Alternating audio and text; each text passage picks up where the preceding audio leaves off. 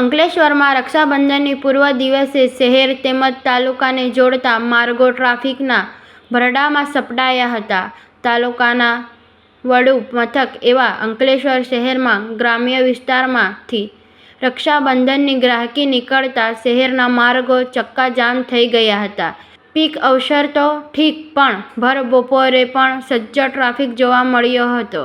શહેરમાં મોદીનગર, ભરૂચી નાકાથી લઈ Jinwala circle, Piraman road, Survadi, Gadhkhol T bridge road પર વાહનો કતાર જોવા મળી હતી.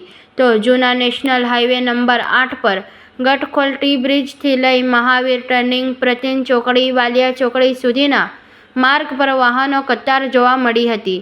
પોલીસને ટ્રાફિક નિયંત્રિત કરતા 9 નેજા પાણી આવી ગયા હતા. અંકલેશ્વર શહેરમાં પિરામણ નાકા પાસે પસાર થતી વેળાએ ડીવાયએસપી કુશલ ઓઝા ટ્રાફિક નિહાળતા જ ખુદ માર્ગ પર સ્ટાફ સાથે ઉતરી આવ્યા હતા અને બપોરે 12 વાગ્યાથી 1 વાગ્યા સુધી ટ્રાફિક નિયંત્રિત કરતા નજરે પડ્યા હતા.